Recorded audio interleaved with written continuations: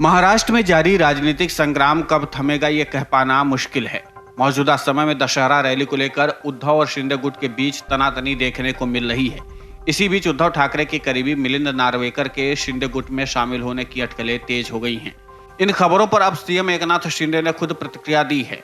मिलिंद नार्वेकर अगर शिंदे गुट में शामिल होते हैं तो ये उद्धव ठाकरे के लिए बड़ा झटका होगा। इन खबरों पर मुख्यमंत्री एकनाथ शिंदे ने भी प्रतिक्रिया दे दी है। उन्होंने कहा, हमें नहीं पता कि मिलिंद नार्वेकर हमारे पास आएंगे या नहीं।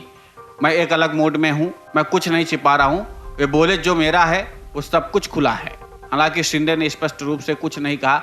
इससे नार्वेकर के शिंदे गुट में शामिल होने की चर्चा तेज है। गौर हो कि महाराष्ट्र के मुख्यमंत्री एकनाथ शिंदे आज पनवेल के एक स्कूल में पहुंचे थे। शिंदे गुट के मंत्री गुलाबराव पाटिल ने एक बार फिर शिवसेना प्रमुख उद्धव ठाकरे पर निशाना साधा है। उन्होंने कहा कि अगर धनुष बाण का चिन्ह हटा दिया जाए तो उद्धव ठाकरे को 5 विधायकों का भी समर्थन नहीं मिलेगा। पाटिल ने यह भी कहा है कि सुनने में आ रहा है कि मिलिंद नार्वेकर हमारे पास आ रहे हैं। पाटिल ने कहा कि चाप सिंह थापा बाला साहब के बहुत वफादार थे। उन्होंने अपना पूरा जीवन बाला साहब के चरणों में बिता दिया, लेकिन थापा ने भी उन्हें छोड़ दिया।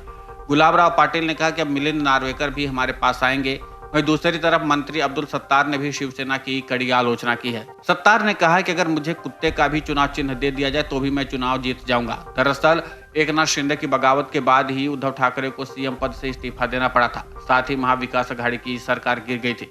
इस घटनाक्रम के बाद से ही कड़वाहट खुलकर सामने आ रही है। अब कुल मिलाकर शिंदे गुट की नजर दशहरा रैली पर है और इस रैली के जरिए शिंदे गुट अपनी शक्ति का प्रदर्शन करना चाहता है।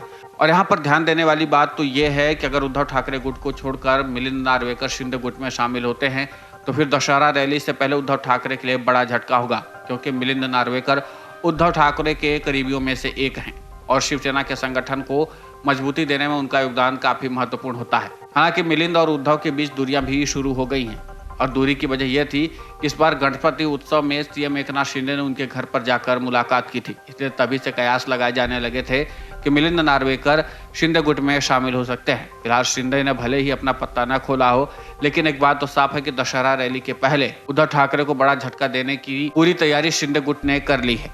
और ऐसे में कयास यही लगाया जा रहा है कि मिलिंद नार्वेकर दशहरा रैली से पहले या फिर दशहरा के दिन शिंदे गुट में शामिल हो सकते हैं। लेकिन इसकी सच्चाई क्या है अभी तक कोई खुलकर सामने नहीं आया है। मिलिंद नार्वेकर भी अभी अपना कोई पत्ता नहीं खोले हैं, लेकिन कयासों का बाजार काफी गर्म है।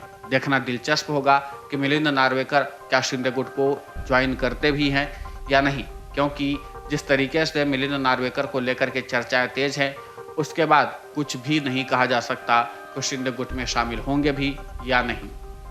Video desk अमरउजाला.com।